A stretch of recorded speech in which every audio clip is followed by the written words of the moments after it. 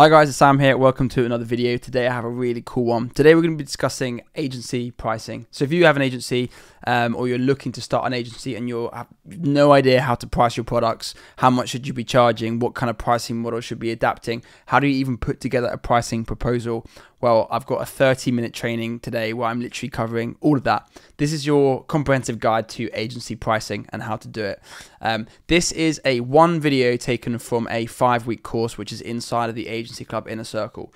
For those of you who don't know, we recently just decreased the price until we reach 60 members. I think we've got maybe 10 spots left as of recording this video now. And that price is most likely going to go up once we hit 60, or we're going to close off entries for the time being. But if you guys want to get access to the rest of that course, it's currently being incrementally added. There's already a ton of information in there. We've got a full agency foundations course in there, and we've got the full service offerings such as how to onboard clients quickly and easily, how to build out your how to choose your niche, how to build out your product. All of those things are in there. And then next week we're going to have a full agency marketing, lead gen and sales course in there. So all of my lead attraction models, I'm going to talk you through them. Talk you through how to run lead magnets, how to build out newsletters, how to generate, inbound leads, booked appointments, and how I do it and how I've done it to generate, over $3 million in agency sales. So if you guys want to get access to that, that's the last thing I'll say.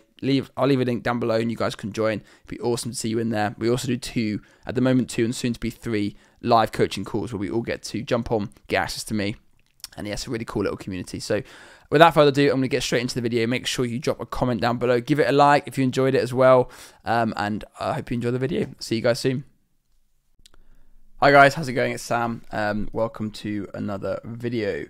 Today, I'm going to be talking about pricing, agency pricing. So whether you are building a local business lead gen agency, a Google Ads agency, whether you're building out a high volume, e-commerce ads agency or whatever it is you're building out, pricing is really important, and it's probably one of the most important elements to your pitch. Obviously, at the end of the day, if you have an amazing pitch, an amazing product, an amazing service, but your pricing is just not nailed, it's not right, it doesn't fit your market or what you're offering, then you're not going to win the deal. And ultimately, the way you price your products has a big influence on how many of them you sell.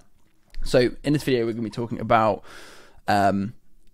how to choose a price for your service. We're going to talk about the 2 types of pricing, and if you guys know me, I talk about this quite a lot, which is like horizontal and vertical scaling models, or pricing models at least. How to calculate pricing models. So we're going to figure out a kind of bit of an algorithm, not an algorithm, a calculation as to how I would go about pricing my services.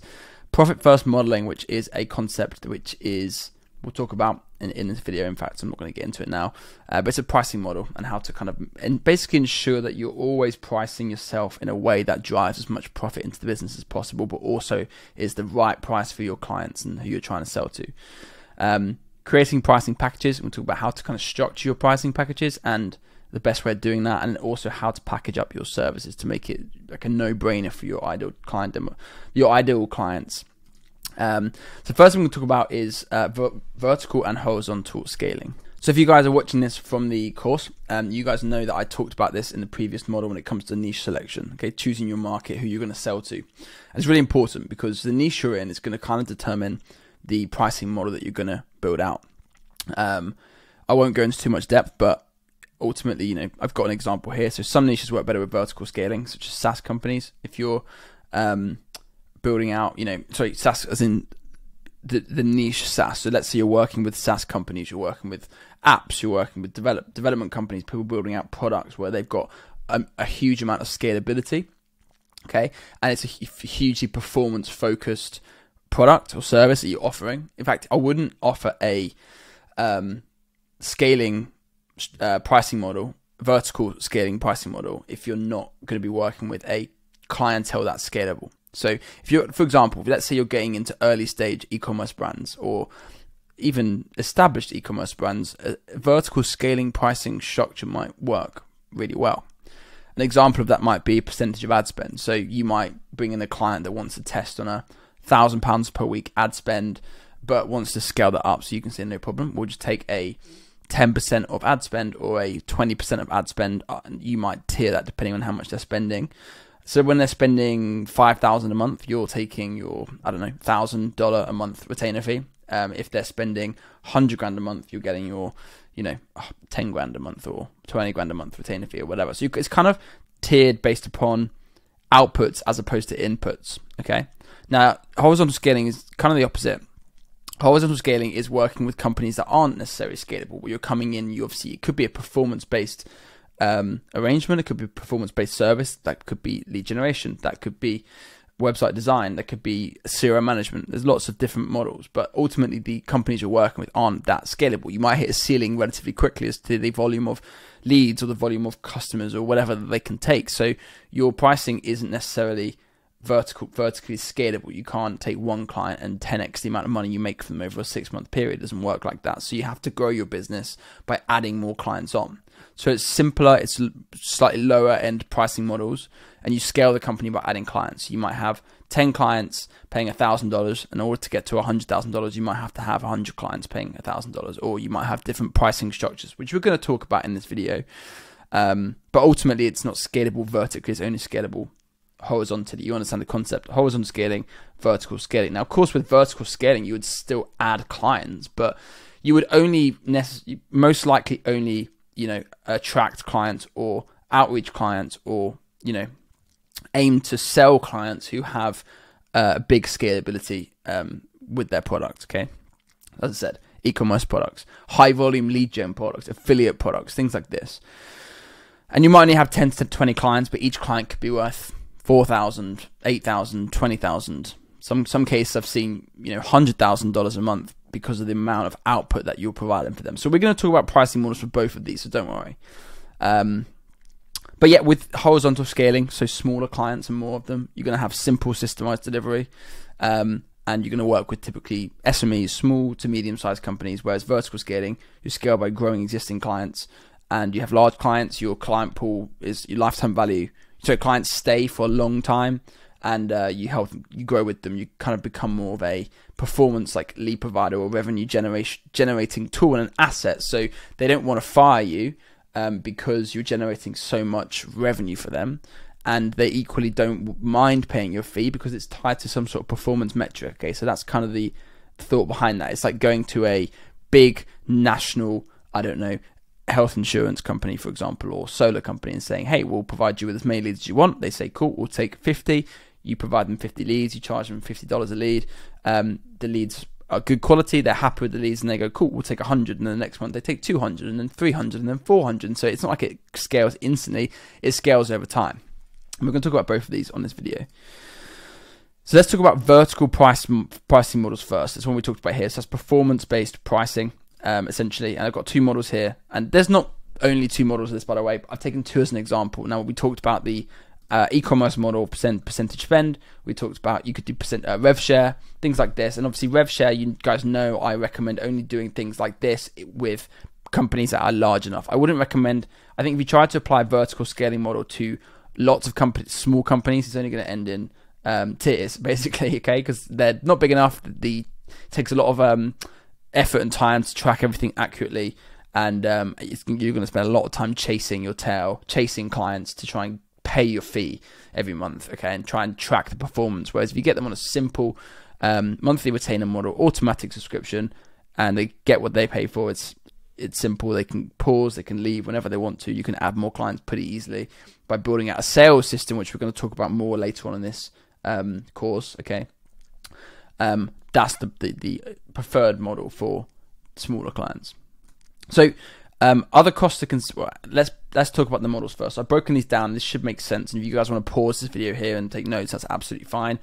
But we're going with the PPR model. So these are kind of the metrics that I would consider going into a PPL relationship. And when I say PPR, that means pay per lead. So that means client is paying you for a lead on an accepted lead. Usually, in most cases, that is somebody who has a valid contact number, doesn't provide incorrect details, or that they can reach and get through to, or comes within their target areas and things like this. So you're going to have a non-acceptance rate, and that basically means leads that have come in that aren't within the target area, or don't give fake phone numbers, or don't answer the phone, or whatever it might be. And I've kind of gone with the 20%, but these are all numbers that you're going to have to figure out over time. So sometimes the best way to start this is just to start it, have a speak to the client, agree on a cost per lead they're happy with, and see if you can get the lead. You can generate leads for below that cost, because that is essentially your revenue. Your revenue or your margin is going to be any money generated after you've paid for your media. Okay. So let's take this model as an example. So if our expected cost per lead is £30, so let's say we're running national campaigns for health insurance and we think we can get leads for £30. And we reckon 20% of them are going to be non-accepted. So essentially they're going to be rejected by the client. The actual cost of lead is £36. Is, I think this is right. It's your £30 plus your 20% non-acceptance rate. So 20% more expensive basically. So it's £36. And if your client's minimum delivery is 150, and this should say max delivery actually. So if their min delivery was 150 and their max delivery was 500, we're going to start with minimum delivery and how much money can be made with the minimum amount of leads that they're happy to take. So as I said, if your cost per lead or actual cost is £36 a lead, you're delivering £150 leads, it's costing you £5,400 to essentially generate those leads. So with a £50 billing rate per lead, you are making £2,100 in margin.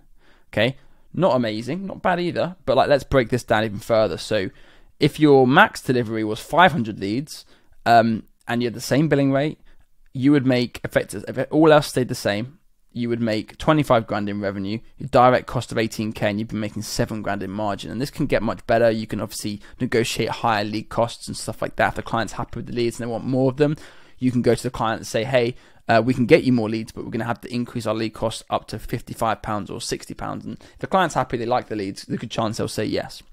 So it gives you a lot more margin. So you can kind of see where this model works out, because you're going to have exactly the same amount of resource to generate effectively 150 leads as you are going to have 500 leads. It's just one media buyer managing the ad account. Okay, whether they're doing Google ads, whether you're doing Facebook ads, whether you're doing native advertising or whatever it is that you're doing, effectively it's similar. So you've got margin of 7 grand. Now, one thing to understand here is that some clients will have a lead cost in mind. So when you approach companies, you say, how much are you willing to pay for a valid lead? They'll give you some metrics. They often say, we need a lead to have this, this, and this. They need to be over 30. They need to be within these postcode areas. They need to have lived in a home for 5 years, or whatever that might be. And they'll say, and we'll pay £60 for one of those leads. And brilliant. Now you can go and generate those leads. And if you can get them in for even £55, then you're making £5 in every lead that you send them. And if you can get the leads in for £30 or £20 with good media buying strategies, which obviously if you're inside the inner circle, we do discuss all this stuff. And we've got a Facebook ads course coming out soon. But if you can use good media buying, you can make a lot more margin. So this is very tied into the skill of your media buyer. So the difference between these models is with the performance of vertical scaling model, or the performance model, whatever you want to call it, you need to hire really high talent and good media buyers, or you yourself need to be a good media buyer. So if you're a beginner, probably not the best model for you, because you're probably going to find it easier to generate leads for local companies, whether that be clinics, whether that be dental clinics, whether that be local roofing companies, whatever that might be. But you understand the concept. Now, if we look at the second model, which is, again, I messed up all of my text, but it should say model 2, which is appointment model. This could be an appointment for a sales appointment. It could be a sales call. It could be a booked demo, whatever it might be.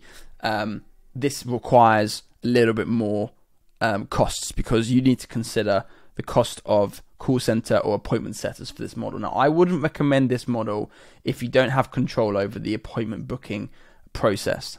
Where the benefit of this comes in is where you have your own call center or your own call handler, whether that's outsourced or internal, and they're doing the call dials for you. And one call handler can handle, 50 leads a day, for example. That's where it makes sense, because you can charge a lot more for an appointment than you can for a lead. Now, you might be able to charge £150 for an appointment, whereas a lead you're only getting 50, right? And if you speak to these companies, a lot of times they'll tell you this stuff. They'll tell you what they'll pay for an appointment. So let's break it down. So we've got a same expected cost per lead, and we've got an anticipated booking rate. And again, with testing, you'll be able to figure this stuff out. But we've expected a booking rate of 40%. So that means for every 10 leads that comes in, 4 of them are going to book in for an appointment, effectively going to be a sellable lead. So that means a cost per appointment on your end of £75, £30 times the 40%, £75, or divided by 40%. So if the client can take 100 appointments and you're charging £150 per appointment, then you're making 15 grand, okay? And And your direct ad cost is 7.5 grand. So much better margins, you can see here, right? Much better margins. We've got 7.5 grand here versus the 2,100. So in essence, this one we're making about, I don't know, maybe 30% margin. This one we're making 50% margin. So there's more margins to be made, but there's other costs to consider. Obviously, your cost of appointment setters and stuff like that. But it gets really tasty when we start looking at this. So let's say the client can take 500 appointments. You might need to hire 1 or 2 more setters. That's fine.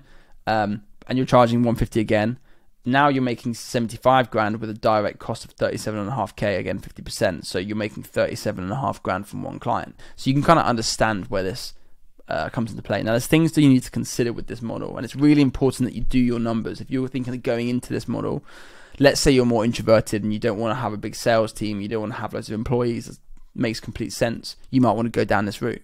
But there's some things you do need to consider, which is, number one, varying platform media spend. Now, you might launch a campaign 1 month and think, oh, wow, we're getting leads for 20 quid. You go to the client, you say, cool, we're getting leads for 20 quid. We'll charge it at 40, no problem. And then next month, suddenly the lead's costing you 38 quid. And now your margin is essentially evaporated. So you do need to consider varying platform media costs, because it will vary month to month, and different platforms will have different costs. So you need to factor that into your understanding when it comes to pricing this up. Obviously, call center appointment setters, like if you are hiring them, you need to factor that into. And then lastly, cost of media buyers or designers and other staff required. Really important. Okay, but essentially, this is compared to the, which we're going to go into now, horizontal scaling model. This here effectively is your revenue, because this stuff is immediately gone, and we call this cost of sale. It's effectively, cost of sale means how much it costs you to generate the business, and it's a direct cost of sale. So effectively, this margin here is your net revenue. Okay, so you kind of need to factor this revenue in. Out of this, you need to pay yourself, you need to pay for your softwares, you need to pay for your staff, any other costs associated with your business. They all come out of this. Now, obviously, with this model, you have a lot less employees, which is the benefit of it, right? But you have a lot higher ad costs. So that's the trade-off. Those are the differences. Same with the appointment model.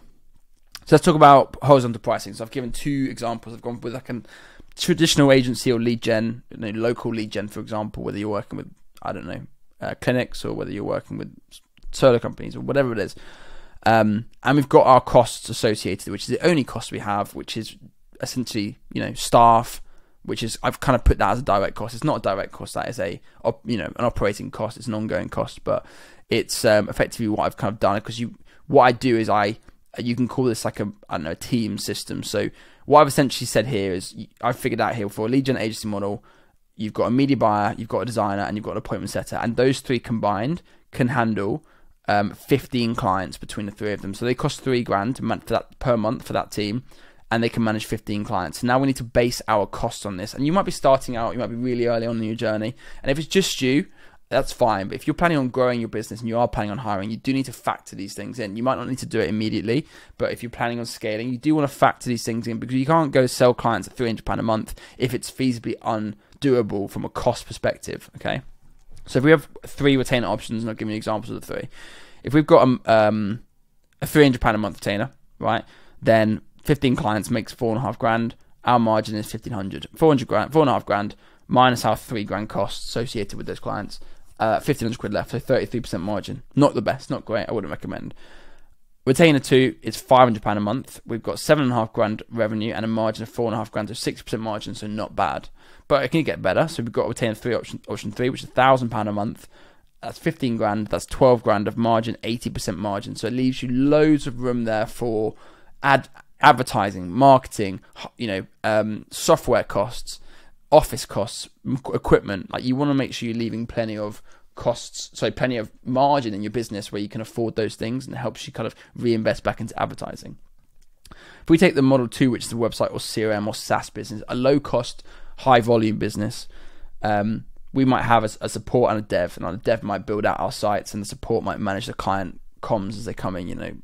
Issues with software, they can't access this, they can't access that, forgot their password, whatever it might be.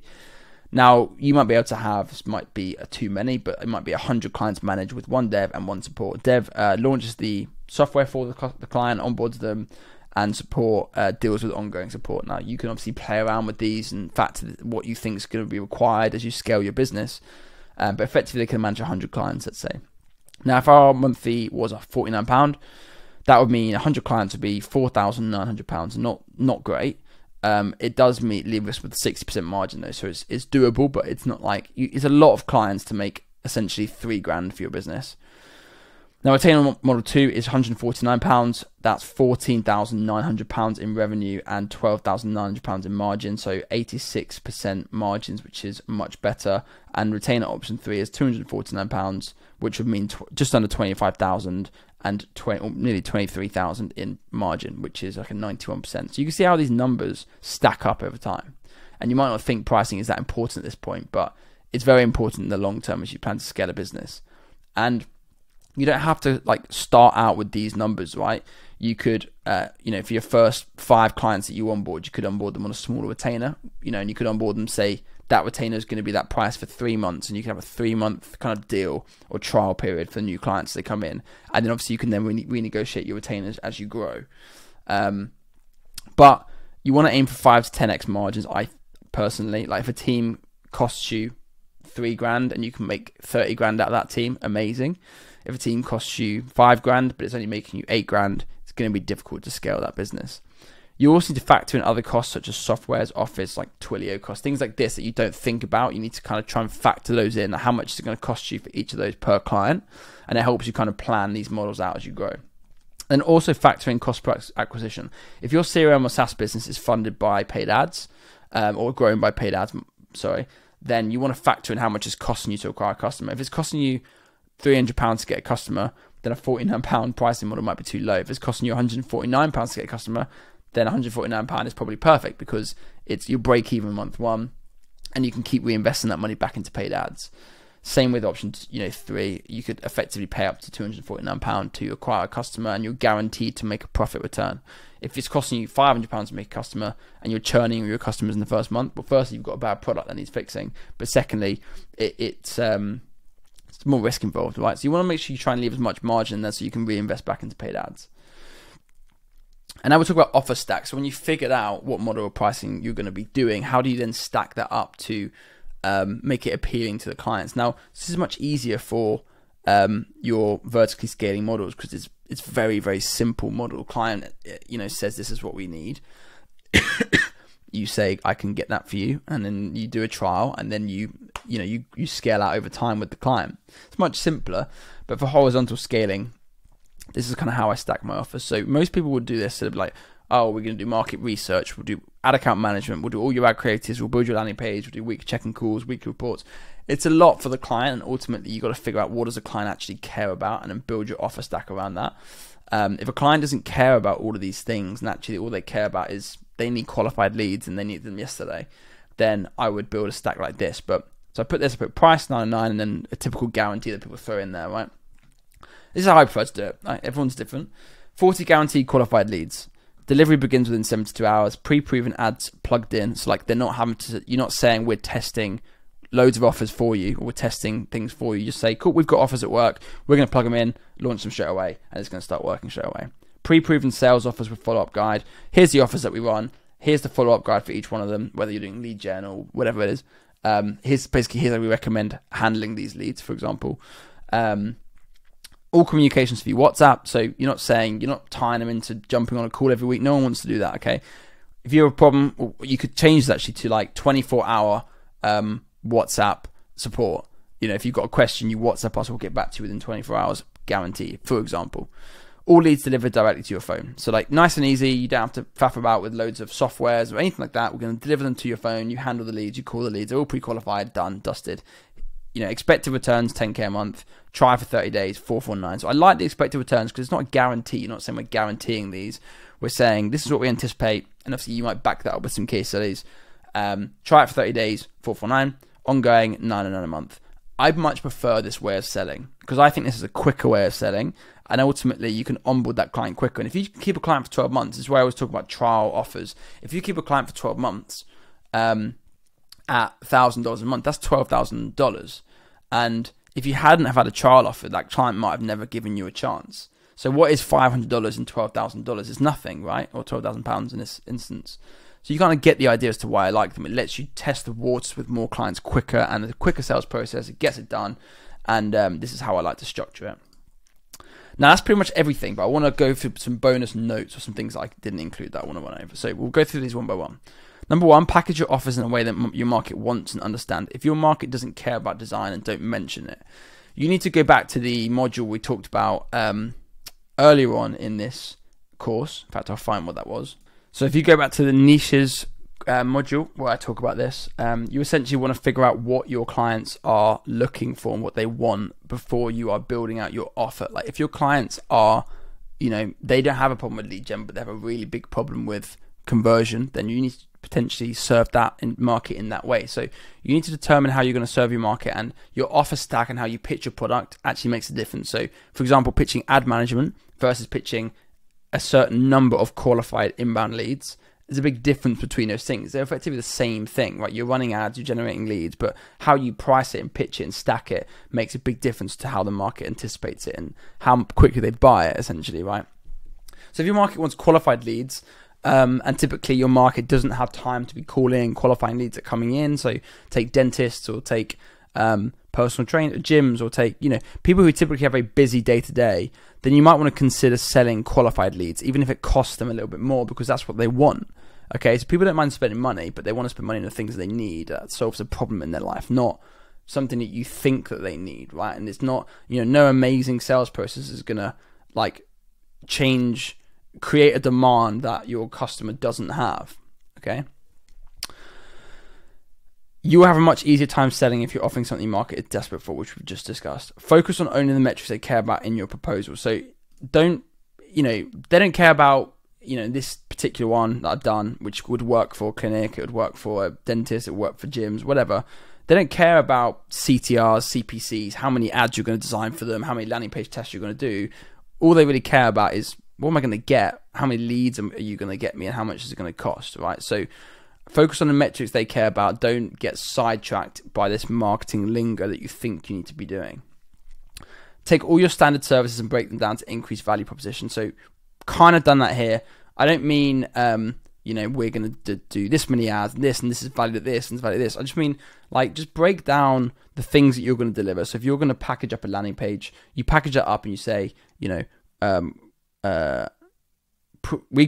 qualifying leads with a qualifying survey to qualify your leads, for example, or you might have a verification step, pre-verified leads, things like this. So there's lots of things in your service that you can stack up underneath your pitch, which kind of adds more value and helps in it. I like projected returns to create sort of perceived value. Sort of saying, on this plan, this is for if we anticipate this many sales. On this plan, we anticipate this many sales. Kind of creates a bit of value in what you're pitching.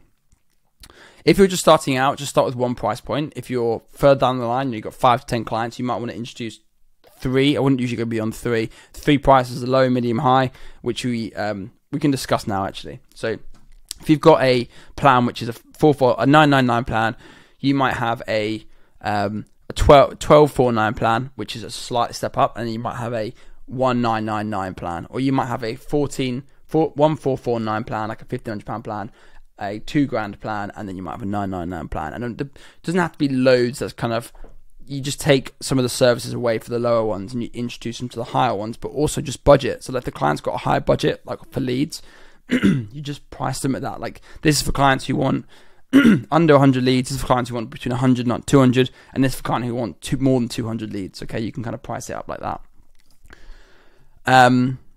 Keep your pricing proposal short and to the point. You can see here it's pretty much one sentence that you could just send this to the client, a text message after you've done a pitch, or during your pitch you could just bring it up on a slide. We'll go through that in the sales section of this course. But it should be easy to read, easy to understand, because ultimately they shouldn't need to think about it, right? It should be easy enough for them to understand. So you should be able to get yes or no, and there should be reasons to why not. And also consider what competitors are charging. Now, we've talked about this. If you've seen me on YouTube, I talk about the Blue Ocean model. Right, I've got the book right here, Blue Ocean. This is actually Blue Ocean Shift. But if there's elements within your service or within your competition or what your competitors are doing that your clients don't care about, maybe they don't care about actually it being branded, maybe they don't care about having a CRM system, or they just want leads, right? Can you slim some of those things out, take them out, and make your pricing more affordable or cheaper than your competition, because you're taking away a lot of the services they don't want or need. So you can offer more for the same. So you can look at the other aspect of that, which is to look at what are other clients offering? Maybe they're generating leads, but actually you're generating pre-booked leads. Therefore, you're offering something different. You can charge more, or you can charge it for the same as what they're charging, but you're offering more. You kind of get the idea. Or you can slim down your offering, and you can effectively be more competitive by offering less stuff, but only the stuff they care about, okay? And there's a Blue Ocean model, which I'll quickly show you. So this is the Blue Ocean strategy model, essentially, right? The book's great. I recommend it highly, but this is essentially like one of the examples in the book. So there's all these different elements down here, like product features, let's say. And for those who don't know Yellowtail, they're like I'll show you them. They're like a budget or I'd say budget wine brand.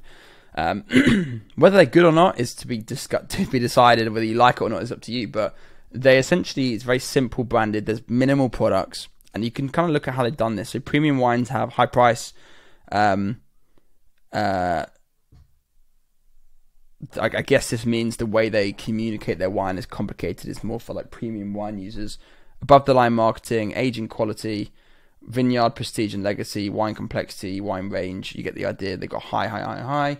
Easy drinking, not really. Easy selection, no, definitely not. Fun and adventurous, not really. Whereas budget wines are price is low, and they're kind of middle of the range and all of these things. Whereas Yellowtail didn't bother with prestige vineyards, didn't bother with aging quality, didn't bother with above the line marketing, has a mid-range price or low-end price, but has really ease of selection, fun and adventurous, easy to drink. So kind of defined its kind of three new features that actually it decided people only cared about. So for you guys, the way that might work is you might work in a marketplace where everyone is offering, like I say, raw leads, and you come in and say, we're actually going to pre-qualify these for you, and we're going to pass them over on WhatsApp. Or you might say, actually, we're not going to do that. We're going to call these leads, and we're going to direct transfer these leads to your phone. So you literally don't even have to like turn up to an appointment if you don't want to. We're just going to pre-qualify these leads, find out how much they want to spend, and we're going to redial these leads straight to your phone. So all you have to do is pick up your phone, answer your phone, and that is a lead wanting what you have to sell. And you might charge, and we only charge you on each call that you get. Okay, so thanks for watching this. Hopefully it was useful. Any comments you guys have around pricing, obviously bring it to one of our coaching sessions that we do. If you have any questions, you can obviously post them in the community as well. And the next video, I'll find out what that will be on. In fact, the next video I'm going to be doing, I'll show you now. The next video, we're going to be talking about systems and processes and how you can onboard clients really, really quickly, right? We're going to talk about, I'm going to give you guys access to a client management sheet where you can onboard clients, you can track client performance, you can monitor, basically the process of onboarding clients and the actions required. We have a retention worksheet which is going to help you guys manage client retention, churn, and growth. And we're also going to have like a client onboarding spreadsheet which I'm going to give you guys access to. So if you guys are interested in that, make sure you watch the next video, and then there's going to be another one where we're going to talk more specifically about onboarding processes and how to do that. So thanks for watching this, guys. This is the, I think, third video in week 2, and we've got a few more to come. And then next week we're going to be talking next week we're going to be talking about marketing. So we're going to give you my lead gen strategy. We're going to talk about paid ads, we're going to talk about lead magnets, newsletters. Everything is going to be probably the best weeks. I'm saving up for that one. So you do not want to miss that one. It's going to be killer. So I'll see you guys in the next video, and I appreciate you guys being there. Thank you. So I hope you guys enjoyed that video. As I mentioned before, if you guys want to get access to the rest of the course, the full agency course, you can, and also get access to myself and on live coaching calls, join a core community, make the most of the price drop on Agency Club Inner Circle. Hit the link down below, and I'll see you guys in there. But otherwise, thanks for watching. I hope you enjoyed. Leave a comment to what you guys want to see next, and I'll see you guys in the next video.